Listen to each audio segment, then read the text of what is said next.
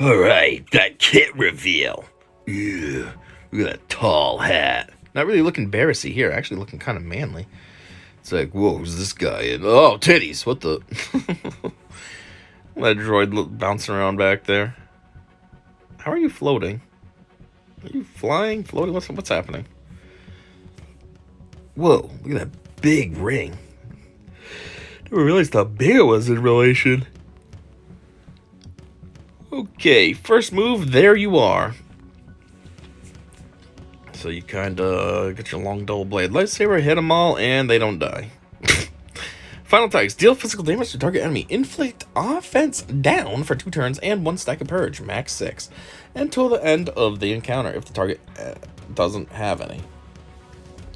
These debuffs can't be resisted if the enemy is Jedi. Also, deal 5% more damage, increased to 10% if an enemy is Jedi, for each stack of purge on the enemy. Huh! So if they had the full max 6, they're doing 60%? Yeah, basically 60% extra damage for Jedis. Damn. Special ID9 Electroshock Prod. Little guy just floats over there and he's like, oops, I accidentally zapped you. Mom, did you see that? Go zap that motherfucker. Okay. Bzz. Mom, did I do it right? Final text. Deal physical damage to target enemy. Dispel all buffs and remove 60% turn meter. Increase to 90% if target is Jedi. Jeez. So they'll just be standing there. You want to do that after... that would be awesome to use that move against somebody that's almost ready to go. You're like, uh-oh. They're looking ready to go. Good, it's my turn. Boom. Took away 90% of your turn meter. Boom, bam, done. Inflict 1 stack of purge, max 6, until the end of the encounter. And then inflict an additional stack of purge for each buff dispelled this way. Inflict ability block for 1 turn, and daze for 2 turns on target enemy. This ability can't be evaded or resisted. Holy crap, so if it's a Jedi, they're losing 90% turn meter, they're getting ability block, they're dazed for 2 turns, they have a stack of purge on them. That's a lot of nonsense. Only thing is, where's all the buffs? It's not showing the debuffs here. Special ID9 enemy intelligence. Little guy just floats up. Mom, I didn't see anything. Tell me what's in the sky. I don't see anything, Mom. Final text. Zeta. Consume 1 stack of purge from each enemy. Huh. Target ally recovers 30% health and protection, plus 10% health and protection for each stack of purge consumed. Okay. All allies gain critical hit immunity for 2 turns, and Inquisitorious allies gain Foresight for 2 turns. Okay, well that's funny, because they say that, it says, we're not there yet, Leader's coming up next, but it says that this character is, basically hates Foresight, and then it says gain Foresight for 2 turns. All allies recover 10% health and protection, and gain evasion up for 2 turns. If target ally is Inquisitorious, reduce this ability's cooldown by 1. What is the cooldown? Does it tell me? 4, so it only brings it down to 3. Hey, it's something, right? Leader, guess again. Final text, Zeta and an Omicron.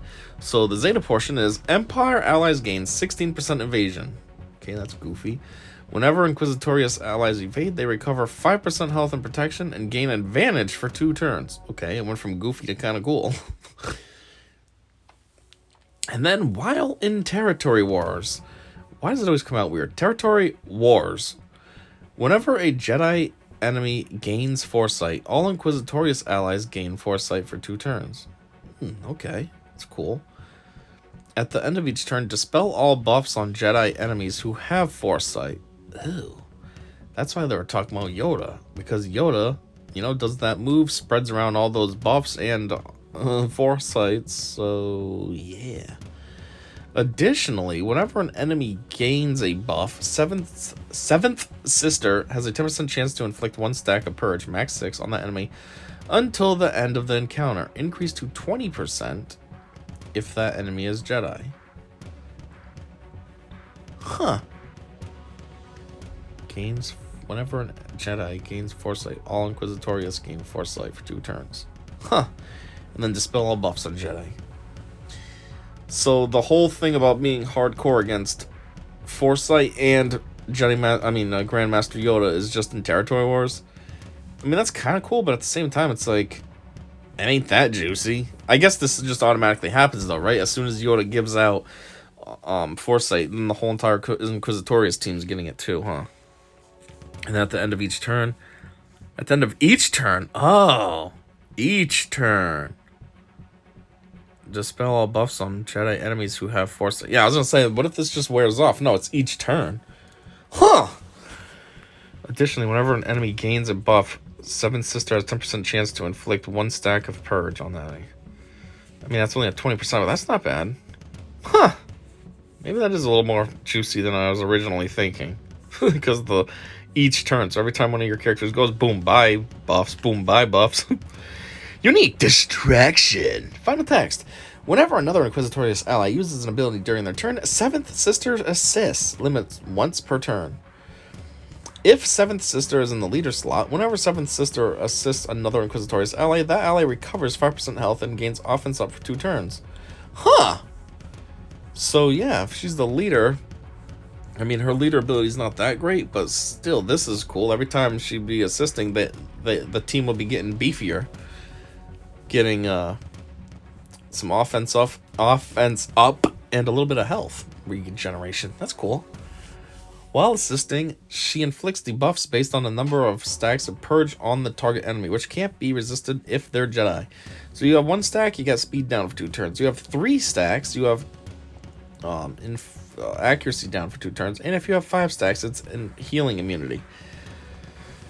It says plus, so I'd assume like at 5 stacks, it's all of them. They have healing immunity, accuracy down, and speed down. And that's from assisting? Huh! So yeah, you're really going to want to be stacking up those purges because, yeah, it actually makes it pretty cool in the long run. Here you go, take this, speed down, take this, accuracy down, take this, healing immunity. Huh. Cool. Why waste your time if you're just going to write cool?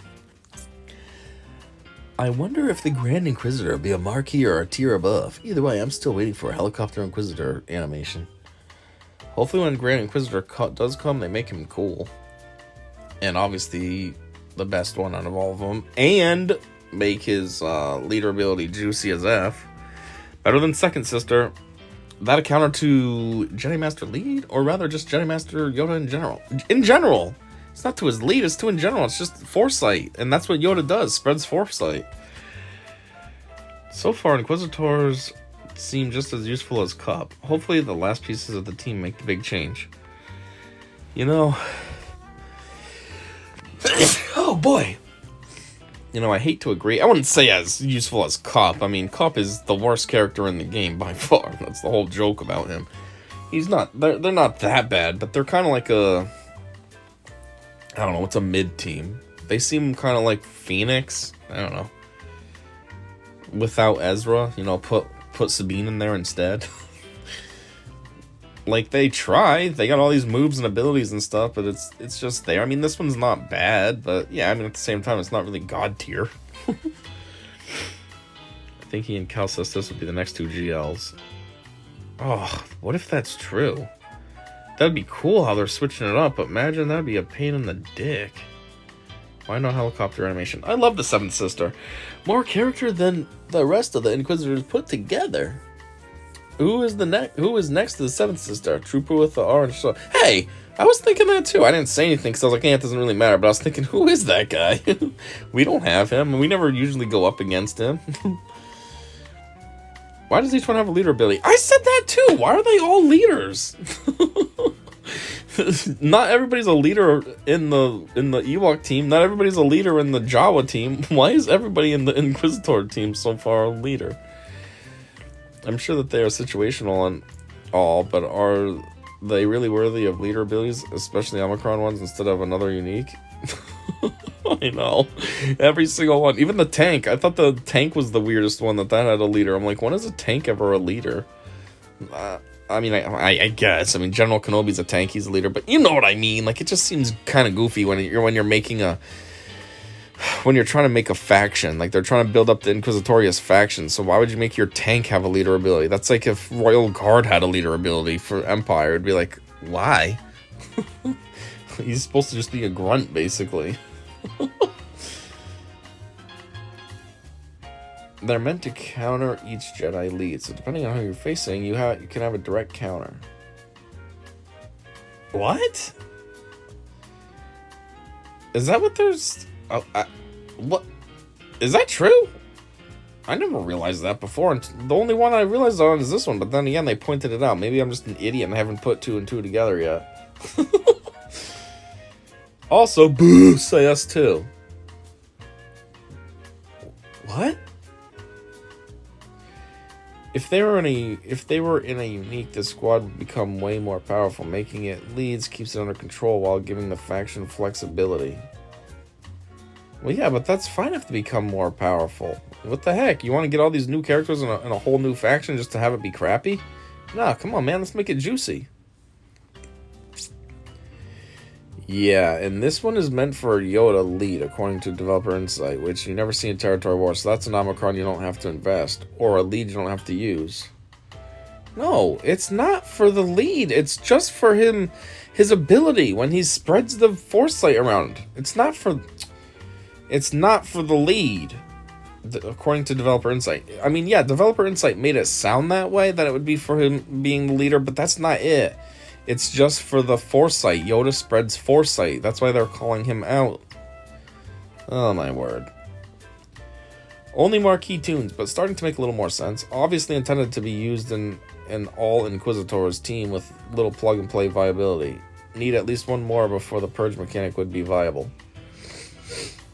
That's the only other thing too. Like each one of these characters sounds like, yeah, okay, not great, not terrible. But at the same time, I'm like, I wonder what they'd be like as a whole squad, though. You know, maybe individually they're kind of just, but maybe as a squad there's some synergy that I'm not remembering about, and then maybe that's where they shine. You never know. I mean, I don't use them. Yeah, I have the first 2 so far, and I'll have this one from the marquee event, but, like, I'm not going to beef them up. They're just there. I mean, I might have to beef them up. That person, you know, made the guess, whatever the word is, the conjecture, the prediction that the next GLs are Cal Kestis and Grand Inquisitor. So, maybe I will have to beef them up for the Grand Inquisitor and stuff. But until then, I don't know. Anyways, we're guaranteed at least one more, and the dev insights tease that they'd have an AoE purge ability. What? They just said yes, but that didn't mean Inquisitorius. They just said future characters in general, not future Inquisitorius. Oh, boy. Seems pretty useful against any team with either one of the Yodas. Negates foresight and mass buffs rather than being specifically anti-GMY lead. Yeah, it's not GMY lead. It's just against the team with GMY in it. An AoE purge ability would be very nice, but the more ways you could get stacks of purge, the better they would all work. Seventh Sister looks like she'd probably get more stacks on with that first special ability than the first than the first 2 tunes combined. But way more ways you can get stacks of purge. I don't know what that's saying. Seems pretty useful, but yep, exactly. Whenever a Jedi puts up foresight, they lose it immediately, and then the whole Inquisitorius team gets it. That's pretty good against any Jedi comps, really. That's what I've been saying. This is how leader ability should be: simple, clever, balanced, fun. But anyways, yeah, that's what I said. Everybody keeps misinterpreting. Thinks you need Jedi Master Yoda lead. Jedi Master Yoda lead is something stupid. Anyways, like you gain tenacity and stuff. Has nothing to do with this kit. It's just for his move. That Omicron really should have been a Zeta and active in all game modes. Now it's rather useless. True. Actually, very true. I mean, it's a cool ability. And yeah, you can only use it in Territory Wars. So even though it says, ooh, it helps shut down Jedi teams with Yoda because, you know, he's spreading the buff around. At the same time, you're only doing it in Territory War. So are you really making a difference? Not really. It's a good lead, to be fair. It doesn't just dispel foresight, it dispels all buffs if foresight is present. Yes, but that's also the Omicron. You're forgetting that. It's not just, that's not the actual leader ability. That's the Omicron leader ability. The actual leader ability is probably boring Empire allies gain 16% evasion. And when they evade, they recover health and protection and gain advantage. Yeah. That's the actual leader ability when you're not in territory wars. It's pretty crappy in comparison. Anyways, kid reveal. Yeah, so Seventh Sister, I would imagine, is coming out pretty soon. I don't exactly know when, but if I had to guess, today is Wednesday night at 7 p.m. As you saw, the stupid little thing came down for my bonus energy. So yeah, I'd assume maybe tomorrow, Thursday, at like 3 p.m. it'll go live, or maybe even Friday. But yeah, when that comes out, I will do my usual boring video of just the event. And until then, I said, see ya.